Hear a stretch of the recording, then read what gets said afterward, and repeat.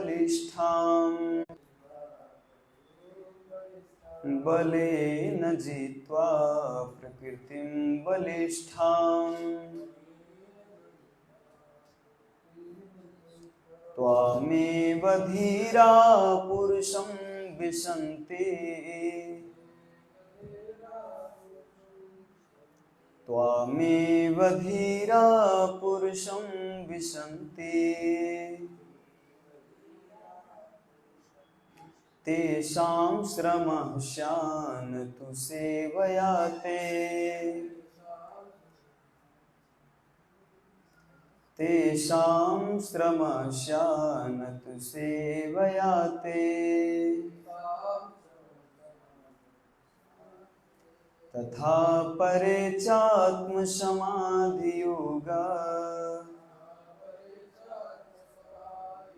बलेन जित्वा प्रकृतिं बलिष्ठाम् त्वामेव धीरा पुरुषं विशन्ति तेषां श्रमः स्यान् तु सेवया ते। गाइए, श्लोक को गाना है भगवान के। तथा परे चात्मसमाधि योगा तथा परे चात्मसमाधि योगा बलेन जित्वा प्रकृतिं बलिष्ठाम् त्वामेव धीरा पुरुषं विशन्ति तेषां श्रमः स्यान् तु सेवया ते।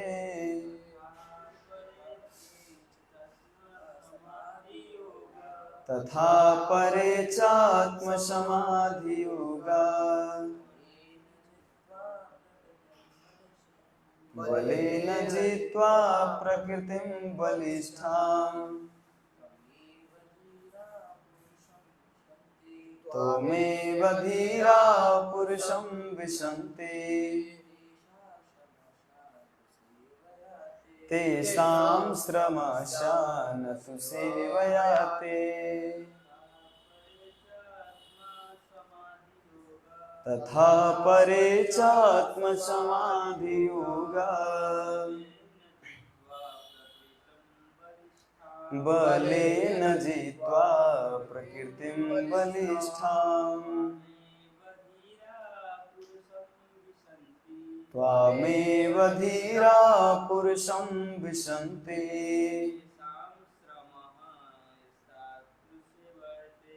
तेषां श्रमः स्यान् तु सेवया ते। शब्दार्थ अनुवाद तात्पर्य दिए श्री भक्ति वेदांत स्वामी श्री प्रभुपाद की जय।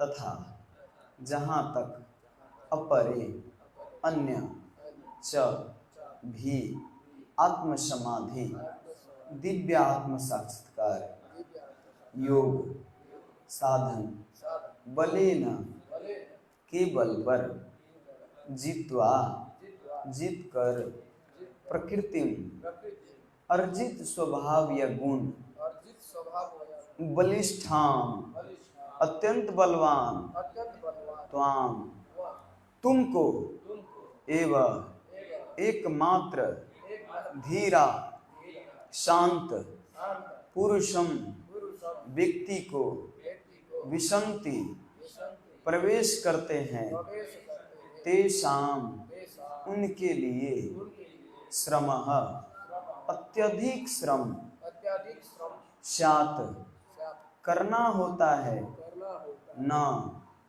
कभी नहीं तू लेकिन सेवया सेवा द्वारा ते तुम्हारी।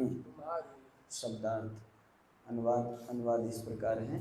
अन्य लोग जो भी दिव्य आत्म साक्षात्कार द्वारा शांत हो जाते हैं तथा जिन्होंने प्रबल शक्ति एवं ज्ञान के द्वारा प्रकृति के गुणों पर विजय पा ली है आप में प्रवेश करते हैं, किंतु उन्हें काफी कष्ट उठाना पड़ता है, जबकि भक्त केवल भक्ति में सेवा संपन्न करता है और उसे ऐसा कोई कष्ट नहीं उठाना पड़ता। तात्पर्य इस पर निर्विशेष ब्रह्म ज्योति में तदाकार होने की रहती है, यद्यपि उनका गंतव्य भक्तों के गंतव्य की तुलना में अधिक महत्वपूर्ण नहीं होता, किंतु अभक्तों को भक्तों के रहने से व्यस्त न रहने की अपेक्षा अधिक आनंद मिलता है। पुरुष तथा स्त्री के पारिवारिक संयोग में दोनों ही के अधिक श्रम उत्तरदायित्व रहता है। फिर भी जब वे अकेले हो जाते हैं तो संयुक्त कार्यकलापों के अभाव में उन्हें अधिक झंझट प्रतीत होता है। निर्विशेषवादियों का मिलन तथा भक्तों का मिलन समान स्तर का नहीं होता।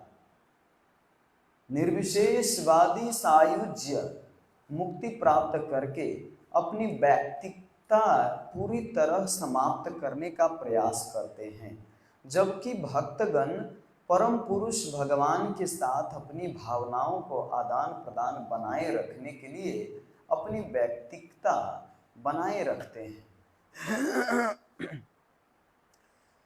इस तरह भावों का आदान प्रदान दिव्य वैकुंठ लोकों में होता है। अतएव जिस मुक्ति की तलाश निर्विशेषवादी करते हैं वह भक्ति में पहले ही आनंद प्राप्त करते हुए स्वयं में मुक्ति पाते हैं। जैसा कि पिछले श्लोकों में बताया जा चुका है, भक्तों का गंतव्य वैकुंठ या अकुंठ धिष्णय होता है, वह स्थान जहाँ चिंताएं समूल नष्ट हो जाती है। किसी को भक्तों के गंतव्य तथा निर्विशेषवादियों के गंतव्य को एक समान मानने की भूल नहीं करनी चाहिए।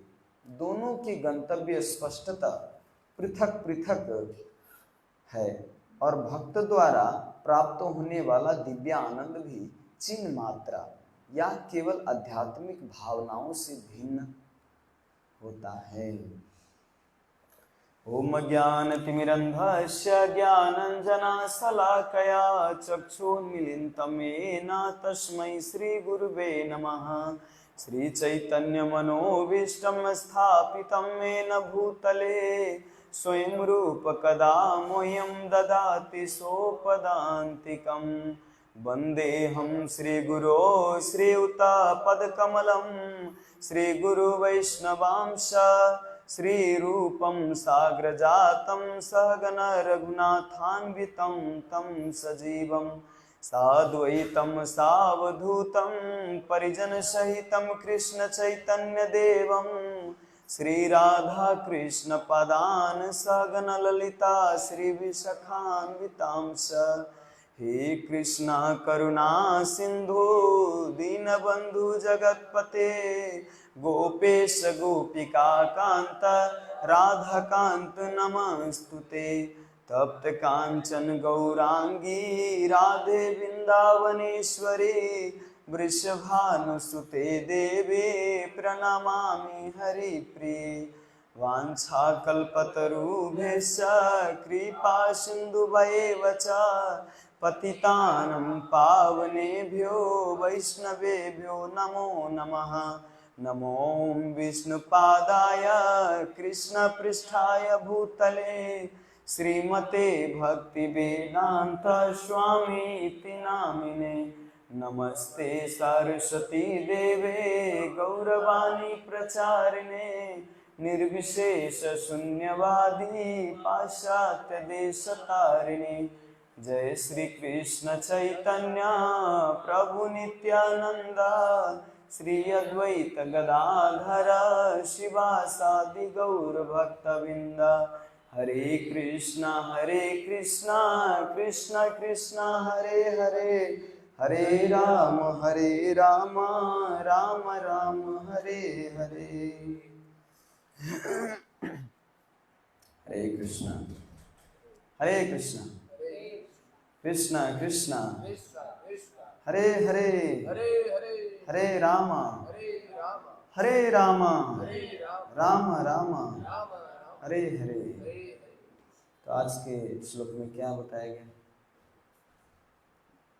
पॉइंट, मैं फिर एक बार अनुवाद पढ़ता हूँ। अन्य लोग जो भी दिव्य आत्म साक्षात्कार दोनों शांत हो जाते हैं,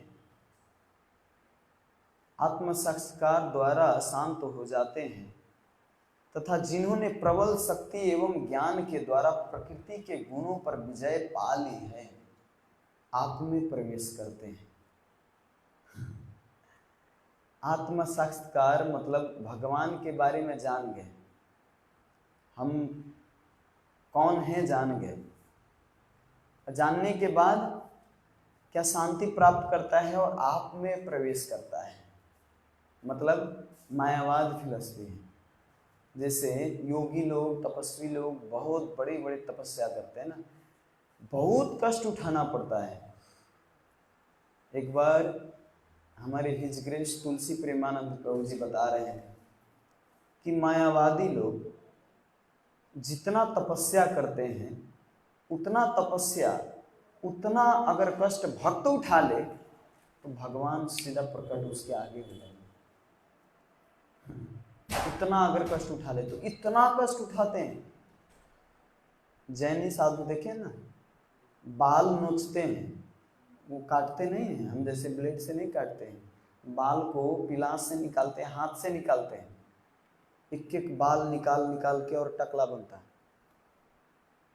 है ना।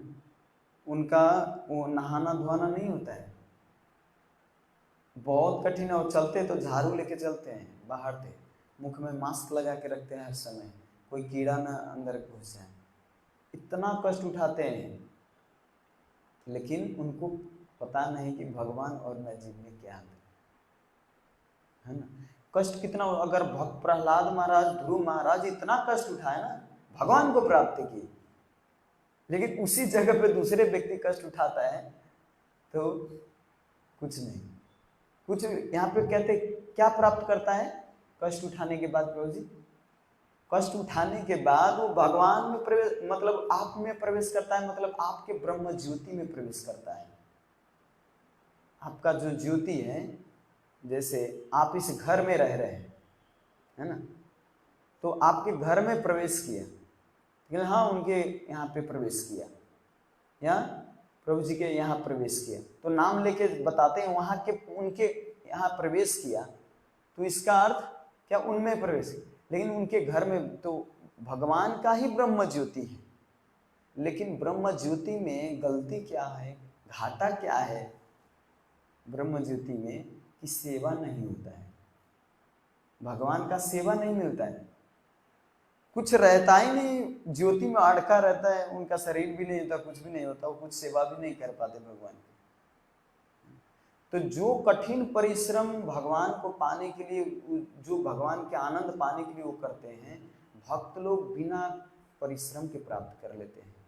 न उत्पाद यद्रतिम श्रम ही एव केवलम, अगर भगवान के लिए वो श्रम परिश्रम नहीं किया जाता तो श्रम ही एव केवलम, वो केवल श्रम ही रह जाता है, परिश्रम ही रह जाता है, वो भगवान को कुछ फायदा भी नहीं होता। प्रभु जी हमारे इधर भूसा, क्या कहते हैं, गेहूं काटते हैं तो भूसा निकलता है, तो भूसा तो बोरा में डालते हैं, बहुत बड़ा बड़ा बोरा में, बहुत बड़ा बड़ा बोरा रहता है, तो भूसा, उस भूसा पे आप हथौड़ी चलाइए या लाठी चलाइए मोटा मोटा, तो भूसा को कुछ होने वाला है? होगा क्या, घाटा क्या होगा? आपका हाथ दर्द करेगा, हाथ में छाले पड़ जाएगा, लेकिन भूसा को कुछ नहीं होने वाला है ना। हाथ में छाले पड़ जाएगा लेकिन भूसा को कुछ नहीं होने वाला। इसी तरह हम भगवान को प्राप्त करने के लिए गलत रास्ते पर हथौड़ी मार रहे हैं। हथौड़ी मारना मतलब कठिन तपस्या कर रहे हैं, सही जगह पे थोड़ा परिश्रम करने से प्राप्त कर लेते हैं, लेकिन वही गलत जगह पे कितना भी आप कीजिए तो वो कुछ नहीं प्राप्त होता है। वही तो इसीलिए श्रीमद् भागवत में एक प्रार्थना है, यम ब्रह्मा वरुणेन्द्र रुद्र मरुता स्तुवन्ति दिव्यास्तवै वेदेशं पदक्रमोपनिषदैः गायन्ति यं सामगा ध्यानवस्थिता तद्गतेन मनसा पश्यन्ति यं योगिनो यस्यान्तं न विदुः सूर्यसुरगणा देवाय तस्मै नमः। कहते हैं प्रभु आपको यम ब्रह्मा वरुण इंद्र रुद्र, वरुण रुद्र सब प्रार्थना करते हैं, भगवान शिव तक प्रार्थना करते हैं आपकी। यम ब्रह्मा वरुण इंद्र रुद्र मरुता मरुतगण सब प्रार्थना करते हैं। यम ब्रह्मा वरुण इंद्र रुद्र मरुता स्तुवन्ति दिव्य स्तवै, सब दिव्य स्तुति करते हैं, वेद स्तुति करते हैं। वेदे संग सब वेद भी प्रार्थना करते हैं आपकी। वेद पुराण भी एक शरीर है, वेद पुराण स्वरूप है ना, तो भी आपकी प्रार्थना करते हैं। साथ योगी लोग ध्यान करते हैं आपको प्राप्त करने के लिए, लेकिन वो गलत मार्ग में करते हैं।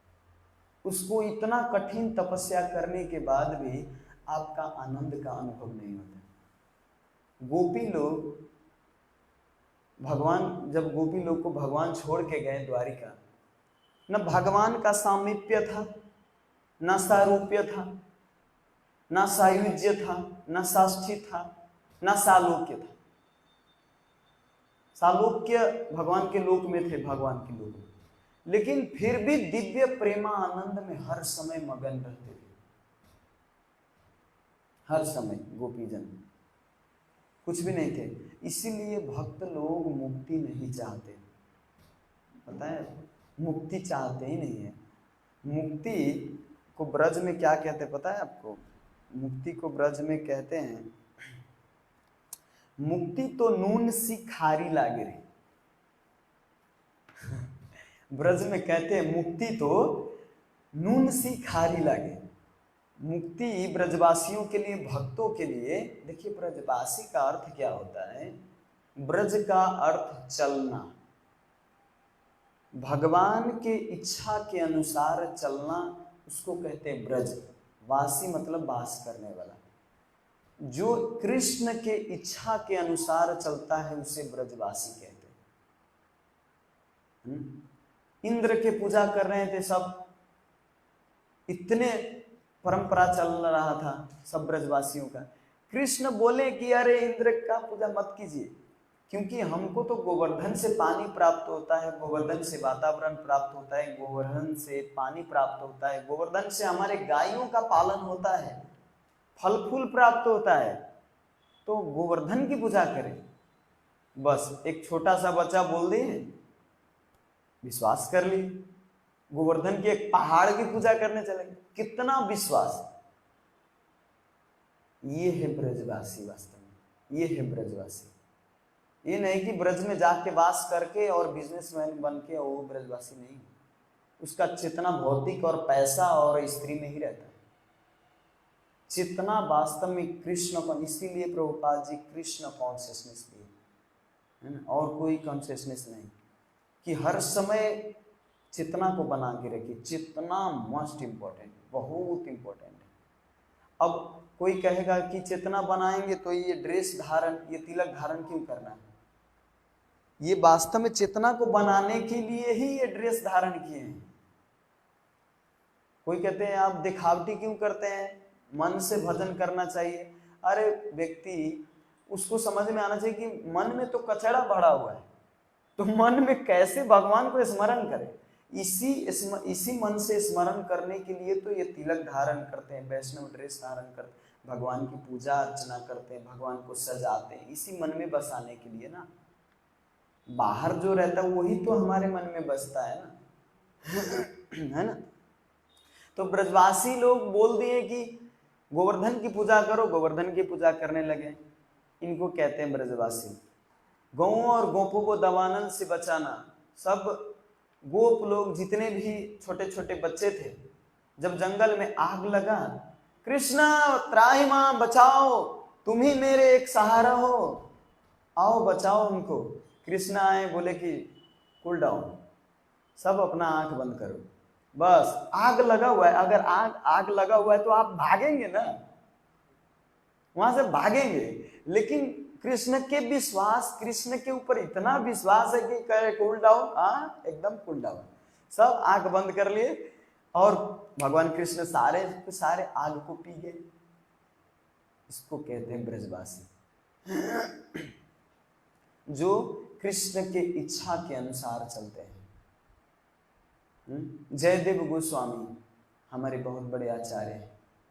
जयदेव गोस्वामी को लक्ष्मण सेन राजा बोले थे कि महाराज आप हर समय कृष्ण चिंतन में रहते हैं, आप हर समय मूर्छित होते रहते हैं, तो एक ऐसे स्थान पे रहिए जहाँ पे आपको भक्त लोग थोड़ा ख्याल रख सके, थोड़ा ध्यान रख सके।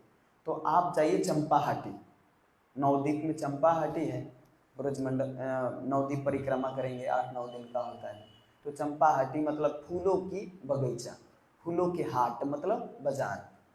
तो वहाँ पे चंपा मतलब फूल, उसका बाजार लगता है, तो वहाँ पे रहेंगे। वहाँ पे क्योंकि वाणीनाथ नाम के एक बहुत बड़े भक्त को सतयुग में भगवान विष्णु ने वहाँ पे दर्शन दिए थे, वाणीनाथ को, उसी चंपाहाटी जगह पे।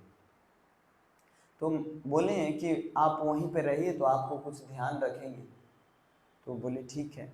जब आए, पहली दिन आए जब चंपाहाटी में, तो चैतन्य महाप्रभु सपने में आए, सपने में आए और बोले कि जयदेव मैं यहाँ पे प्रकट होने वाला हूँ चैतन्य रूप में, चैतन्य कृष्ण के रूप में, मैं सारे अवतार यहाँ पे आने वाले हैं इस नवद्वीप में, लेकिन तुमको मैं आज्ञा देता हूँ तुम जगन्नाथपुरी जाओ। अरे बाप रे, एक तो अजानुलंबित भुजौ कनकावदातौ संकीर्तनैक पितरौ कमलाय तक्षौ विशंभरौ विजवरौ युगधर्म पालौ वंदे जगत गुरु करौ करुणावतारौ। आप करुणा के अवतार, आप पूरा जगत के कल्याण के लिए आप यहाँ पे प्रकट होने वाले हैं। आपके इतने सुंदर रूप हैं और आप हमको यहाँ से छोड़ के कह रहे जगन्नाथपुरी जाने के लिए। हे प्रभु, हमको यहाँ पे आपका जन्म लीला देखना है, आपका जन्म कैसे होगा, प्रकटे कैसे होगा, आप हमको यहाँ पे रहने दीजिए। जयदेव मैं बोल रहा हूँ ना तुमको जगन्नाथपुरी जाओ बस। अब बोले कि ठीक है, क्योंकि मैं बाद में संन्यास लेके फिर जगन्नाथपुरी आऊँगा। जयदेव गोस्वामी मान गए, चले गए जगन्नाथपुरी। तो देखिए यहाँ पे बहुत बड़ी सीखने की बात है कि भगवान प्रकट होने वाले, भगवान आने वाले उसी जगह पे, लेकिन इच्छा नहीं है जाने की जगन्नाथपुरी। उनको इच्छा है वहीं पर भगवान की, लेकिन भगवान की सेवा के लिए जाना है तो जाना है भगवान की इच्छा के अनुसार। आप अपने जीवन की डोर किसके हाथ में देते हैं, किसके हाथ में, ये बहुत बड़ा मैटर करता है। बहुत लोग अपना स्पेकुलेशन क्या करते हैं कि नहीं हमारे अनुसार ऐसा होना चाहिए, हमारे मन में ऐसा लगता है, हमको लगता है ऐसा। अरे बेवकूफ, आप हो कौन कि आपको लगता है ऐसा? भगवान के शास्त्र में क्या दिया है, आचार्यगण क्या किया है ना। सब हम महाजनों एन गता सपन था, हम महाजनों को पालन करते हैं, हम गुरुजन का पालन करते हैं, हम आचार्य के पालन करते हैं। हम अपने मन से कुछ स्पेकुलेशन नहीं कर सकते, हमारा कोई अधिकार नहीं दिया गया है ना। स्पेकुलेशन हम कर ही नहीं सकते। प्रभुपाद जी, आप कहेंगे कि सब, प्रभुपाद जी जितने भी ग्रंथ लिखे सब आचार्यगण के द्वारा दिए गए हैं, सब आचार्यगण। एक बार श्रील प्रभुपाद जी से एक व्यक्ति प्रश्न पूछे थे, स्वामी जी आपके संस्था में 16 माला जप करने की नियम है, तो ये 16 नियम जप करने वाला ये भगवत गीता में कहाँ दिया है? भगवत गीता में कहीं लिखा है 16 माला जप करने की, 64 माला जप करने की, या माला पे ही जप करने की? कहीं लिखा हुआ है? आप कैसे 16 माला जप करने के लिए बोल रहे? आप लिखा है तो बताइए, मैं जप करूंगा। तो प्रभुपाद जी बोले 16 माला जप नहीं लिखा है, लेकिन ये तो लिखा है ना, सततम कीर्तयन्तो माम ये जना परिपासते, सततम कीर्तयन्तो माम, चोरमाला नहीं कर सकते तो सततम कैसे कर सकते हो, सदा कैसे कर सकते हो? दिन भर भगवान के नाम लेना बोला है भगवत गीता में।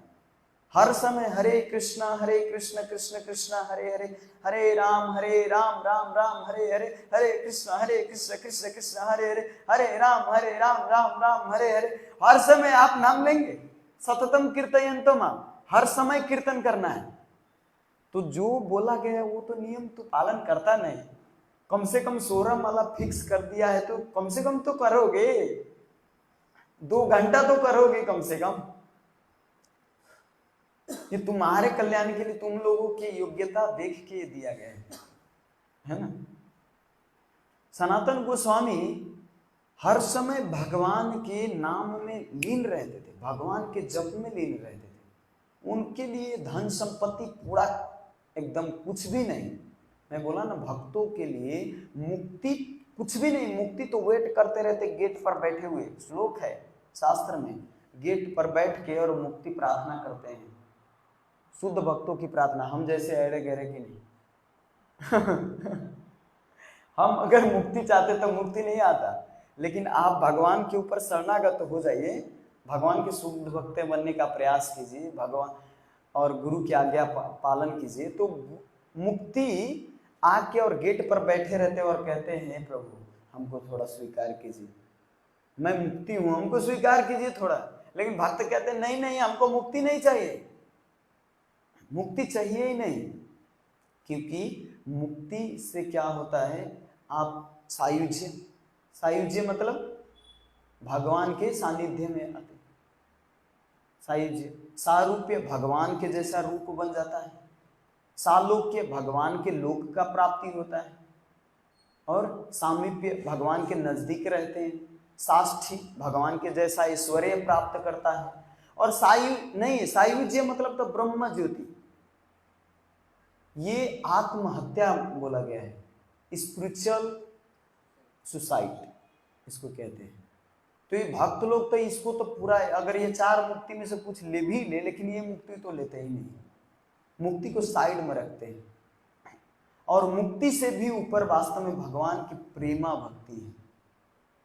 प्रेम रहता है तो भक्त कहीं भी रहते हैं, स्वर्ग अपवर नरकेशु, स्वर्ग में रहे चाहे नरक में रहे, हर जगह पे भगवान भक्त के लिए बराबर, हर समय भगवान का स्मरण। धन हो, संपत्ति हो या ना हो, घर हो, बंगला हो, कुछ भी हो, कहीं भी कुछ भी मैटर नहीं करता। एक साधु को इस्कॉन के भक्त को बुलाए थे हाउस प्रोग्राम में, तो बहुत बड़ा घर था, बहुत बड़े धनी व्यक्ति थे। उनके घर में गए तो 756 भोग पूरा एकदम मिष्ठान बनाए थे। आइए महाराज स्वीकार कीजिए। बहुत बड़ा पलंग पे बैठा के महाराज थे, महाराज को पूरा स्वागत के साथ उनको दिया गया चारों तरफ, और बहुत सजाए, चामर डोला रहे हैं वहाँ पे सब आइटम सब। अब महाराज सांप एकदम, ये भी खा रहे हैं क्योंकि भगवान को भोग लगाए थे, भगवान को भोग था, ये भी खा रहे हैं, ये भी खा रहे हैं, ये भी खा रहे हैं, पलंग पे भी बैठ रहे हैं पूरा आराम से, जो दे रहे हैं वो सब। अब पैसा दिए, लास्ट में दान दिए तो वो भी दान भी स्वीकार कर लिए, पूरा एकदम बांध लिए। तो ये जो व्यक्ति था, ये धनी व्यक्ति, इसको लगा कि अरे मैं इसको पैसा देता हूँ, धन देता हूँ, पलंग पे सुलाया, खिलाया 56 भोग, तो इतना खिलाने के बाद भी ये सारा कुछ किया, इसका अर्थ ये शुद्ध भक्त, ये भक्त लगता नहीं, ये भोगी व्यक्ति लगता है। इनके मन में संशय आया। तो ये व्यक्ति ने प्रश्न किया इनके पत्नी ने कि आप तो एक बैरागी हो, आप एक संत हो, तो आप इतना पैसा, आप इतना ये ऐश्वर्य में कैसे आप स्वीकार किए? तो ये व्यक्ति क्या जवाब दिए उनको, आपको ऐसा लगता है मैंने स्वीकार किया, ये किसके लिए? भगवान के लिए। आपको लगता है कि आप भी कर सकते हो ऐसा, तो चलिए हमारे साथ चलिए हमारे कुटिया में, मैं जो खिचड़ी खाता हूँ वही आपको खाना पड़ेगा, जैसे रहता हूँ वैसा ही रहना पड़ेगा। आज ना आप खिला दिए, आज ना आप दे दिए, बाकी दिन तो हमारा चलता रहता है ऐसे, है ना। तो वास्तव में एक दिन खिलाने से, एक दिन देने से वो भगवान, भक्त कभी कभी स्वीकार कर लेते हैं कि उसका कल्याण हो, उसके कल्याण के लिए स्वीकार कर लेते हैं। हमारे इस्कॉन मंदिर में घर घर में जाके दान मांगते हैं। जन्माष्टमी आ रहा है, जन्माष्टमी के लिए दान मांगते हैं, दीजिए दीजिए दान दीजिए, थोड़ा सा भी दान कीजिए। महाअभिषेक, पुष्पाभिषेक, सब अभिषेक का रहता है, इस अभिषेक का इतना, इस अभिषेक का इतना। कैसे न कैसे दान दीजिए भगवान की सेवा के लिए। लेकिन दान हमारे देने में तो हमको क्या लगता है, अरे इस्कॉन वाला तो खाली जन्माष्टमी आता है, गौर पूर्णिमा आता है, ये वो हर समय दान मांगता रहता है, ये हर मतलब परेशान करता रहता है। अगर आप ध्यान से सोचिए, आप दान नहीं देंगे ना तो उस पैसे को आप गलत चीज में खर्च करेंगे, जमीन किनने में खर्च करेंगे, आप कपड़े किनने में खर्च करेंगे, मॉल में खर्च करेंगे, पार्टी पैलेस में खर्च करेंगे, बीमार पड़ेंगे उसमें खर्च करेंगे, है ना। इससे अच्छा भक्त पहले ही उसको लेना चाहते हैं, और उसको लेने से आपके धन की शुद्धिकरण होती है ना। तो भक्त को पता है वास्तव में, हाँ उसको दान मत दीजिए जो अपने इंद्रिय तृप्ति में खर्च करता है, सेंस ग्रेटिफिकेशन में खर्च करता है ना। लेकिन जो कृष्ण भक्ति के लिए जो निस्वार्थ सेवा कर रहा है उनको दान दीजिए, वो भी समाज कल्याण के लिए पूरा ऑथराइज है। पता कीजिए, वास्तव में दान देने से पहले पता करना चाहिए कि ये दान जा रहा है कहाँ, उपयोग कहाँ पर होता है, ये पता है तभी दान दीजिए। दया करके वो दान देने से क्या होता है, वो जाके मुख देख के दान दे देंगे, वो जाके क्वार्टर लगाएंगे दुकान में, है ना। तो ये गलत है। तो इसीलिए दान देना चाहिए, लेकिन सही जगह पे। और अभी बहुत मेहनत कर रहे हैं, तो आप लोग से प्रार्थना है कि सब लोग मिलके जन्माष्टमी भव्यता के साथ मनाइए, और एक एक का कंट्रीब्यूशन बहुत जरूरी है ना। जा रे देखो तारे कहो कृष्ण उपदेश, आप जहाँ भी जाते हैं वहाँ पे कृष्ण के उपदेश कीजिए, कृष्ण के बारे में सुनाइए। आइए जन्माष्टमी है, जन्मभवन में यहाँ पे विराटनगर में बहुत बड़ा भव्यता के साथ मनाने वाले हैं, आप लोग आइए। हर एक एक को इनविटेशन कीजिए, आप अपने रिलेटिव, अपने फ्रेंड्स, हर को बताइए, तो आप भी एक गुरु का काम कर रहे हैं, है ना। अनंत अंबानी का विवाह कितने दिन से हो रहा है? 40-50 दिन से पहले से खाना खिला रहे हैं सबको, इतना दान कर रहे हैं, साधु संत को बुला रहे हैं, चारों तरफ मीडिया में छाए हुए हैं। एक छोटे से मतलब छोटा तो क्या है, व्यापारी है, अभी संसार के भगवान के आगे तो छोटा ही हुआ ना, है ना। एक व्यापारी व्यक्ति इतना मतलब भव्यता के साथ अपना विवाह कर रहे हैं, उनका बर्थडे भी होता है तो करोड़ों में होता है। हमारे भगवान के जो अनंत कोटि ब्रह्मांड के मालिक है, उनका जन्माष्टमी हम कैसे एक छोटे से। इसीलिए हमारे इस्कॉन में 1-2 महीने पहले से तैयारी होती है जन्माष्टमी की, 2-3 महीने पहले से प्लानिंग शुरू हो जाता है। तो कितने लोग प्रश्न करते हैं, अरे जन्माष्टमी के तो बहुत दिन बाकी है, आप अभी से क्यों तैनात हो रहे? तैनात ना हो तो अभी से क्या करें, बेल धुके, है ना। भगवान की सेवा में है, इसीलिए इस्कॉन में हर फेस्टिवल क्रिएट करते रहते हैं, भगवान की सेवा में कैसे हर समय संलग्न रहा जाए। तो इसीलिए सबसे प्रार्थना है कि भगवान के जन्माष्टमी भव्यता के साथ मनाइए, और जहां कहीं भी है इस्कॉन से जुड़िए। क्योंकि मैं इस्कॉन इसीलिए कह रहा हूँ, इस्कॉन में हूँ इसीलिए नहीं इस्कॉन कह रहा हूँ आपको, वास्तव में इस्कॉन में हर तरह से सिस्टम है भगवान की सेवा के लिए, है ना। तो ये सबसे गुजारिश है आप लोग कीजिए। तो सनातन गोस्वामी का प्रसंग आया था कि सनातन गोस्वामी हर समय भगवान की सेवा में लीन रहते थे, भगवान के कीर्तन में लीन रहते थे। उनके पास पारसमणि था, पारसमणि था, लेकिन पारसमणि का कोई मतलब नहीं, है ना। एक महाराष्ट्र के तरफ एक भक्त था, वो शिव जी के भक्त था, शिव जी के नाम लेते थे हर समय, ओम नमः शिवाय, ओम नमः शिवाय, ओम नमः शिवाय। भगवान उनसे प्रसन्न हुए, शिव जी प्रसन्न हुए, उनको दर्शन दिए। क्या चाहिए? देखिए प्रभु, हमारी बेटी का शादी नहीं हो रहा है। एक बाप के लिए बेटी का शादी बहुत सबसे बड़ा प्रॉब्लम है। कई समस्या लेके आते हैं ब्रह्मचारी के पास, हमारी बेटी कुमार है, कोई लड़का मिले तो बताइएगा, अच्छा लड़का सोझा। अपने बेटी को सुधारना नहीं है, लेकिन लड़का चाहिए एकदम पूरा एक्यूरेट 100%, उसमें कोई दोष नहीं होना चाहिए, अपना बेटी कैसा भी हो उनको अच्छा मिले। अरे कोई कोई अच्छा लड़का देख के देखता है तो अच्छा ही, लेकिन किसी के साथ विवाह करके उनको अच्छा बनाने का प्रयास कीजिए ना, है ना। और जो उनके भाग्य में होगा वो तो होगा ही। तो उनके बेटी का विवाह नहीं हो रहा था, शिव जी से प्रार्थना करने कि हमारे बेटी का विवाह नहीं हो रहा है, कोई उपाय लगाइए, थोड़ा धन चाहिए। तो शिव जी बोले कि देखो धन मैं थोड़ा दूंगा तो फिर चला जाएगा, तुम ऐसा धन लो कि फिर कभी ना तुम खत्म हो, ऐसा धन दूंगा। जाओ वृंदावन, और वृंदावन में आदित्य टीला पर एक सनातन गोस्वामी नाम कह के एक गोस्वामी है, महाराज है, तो वहाँ पे तपस्या भगवान के नाम जप कर रहे होंगे, उनसे मांगिए। पारस मणि है उनके पास बहुत बड़ा, और उस पारस मणि तो छुआते ही लोहा को भी सोना बनाता है। तो जाइए आदित्य टीला पर। तो बोले कि पारस मणि उनके पास है तो वो हमको देंगे क्यों? कोई किसी के पास धन संपत्ति तो हमको क्यों देंगे, आप दीजिए ना।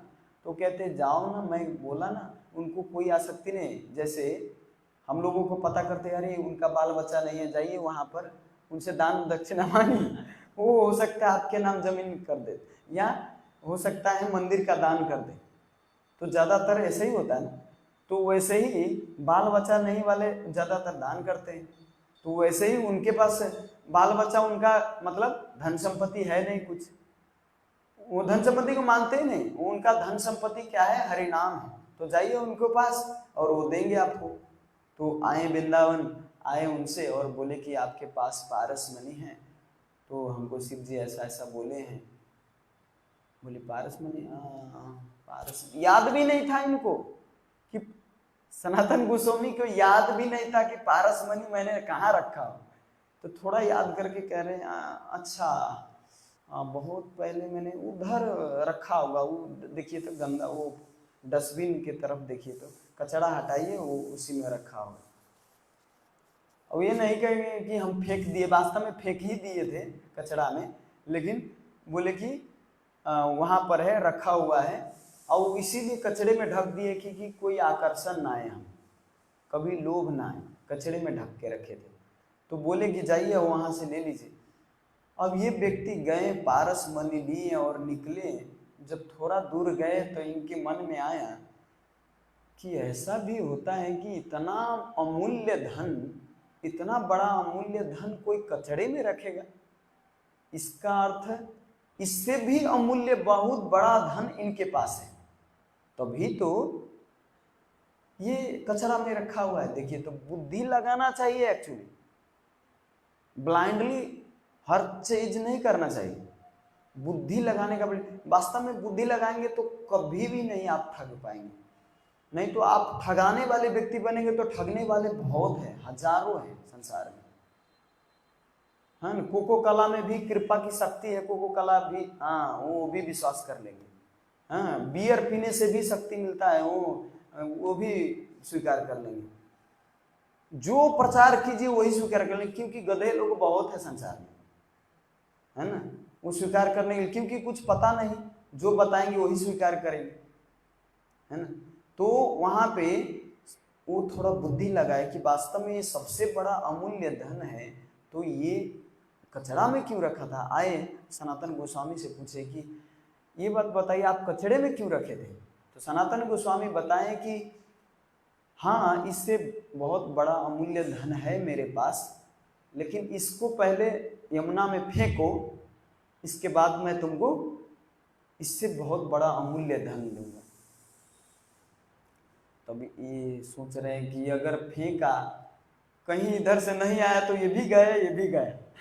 मन में तो थोड़ा आवत जावत हो रहा था, अप डाउन, लेकिन फिर भी सोचे कि ब्राह्मण थे, बुद्धिमान व्यक्ति थे, संत अगर कह रहा है तो झूठ तो नहीं बोलेंगे। तो गए, और जो आदित्य टीला है ऊपर से बहुत नीचे है यमुना, ऊपर से फेंकेंगे तो अब कहाँ गए, कहाँ गए, है ना। ऐसे जगह पे फेंकेगी मिले भी नहीं फिर। तो फेंक दिए और आए, बोले कि आप वो अमूल्य धन हमको प्रदान कीजिए। तो सनातन गोस्वामी बोले कि आंख बंद कीजिए और मेरे साथ बोलिए, हरे कृष्णा कृष्णा कृष्णा कृष्णा हरे हरे, हरे राम राम राम हरे हरे। ये हरे कृष्णा महामंत्र बोले, इसके बाद कहते हैं धन कहाँ है? यही तो सबसे बड़ा अमूल्य धन है। लेकिन ये ब्राह्मण के अंदर विश्वास कैसे आया? सनातन गोस्वामी के दर्शन करने मात्र से वास्तव में ये कृपा नाम के रूपी श्रद्धा आ गई और ये स्वीकार कर ली कि वास्तव में सबसे अमूल्य रत्न है।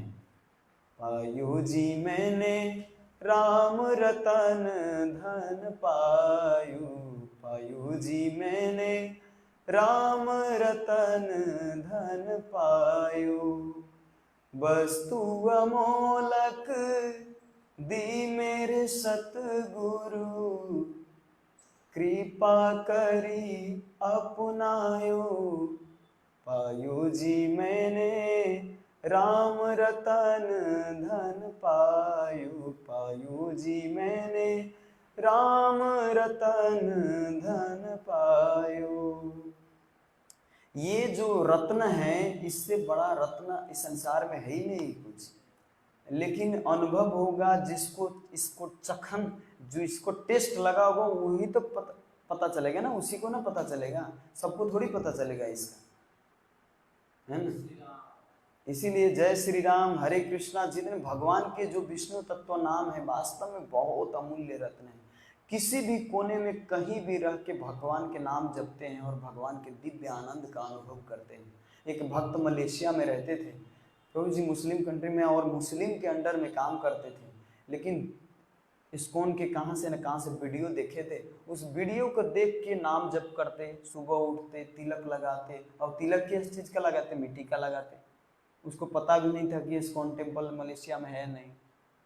बेचारा सीधा आदमी वो मिट्टी के लगाते, और क्या मतलब रोज सवेरे 4 बजे उठते हैं और मंगल आरती मायापुर का जो इस्कॉन टीवी से आता है तो मायापुर का ऑन करके और दर्शन करते। जैसे हमारे प्रभु जी अकेले हैं उधर परवेशगंज में, लेकिन अकेले सब कुछ करते हैं, अटेंड करते हैं, जप करते हैं लाइव।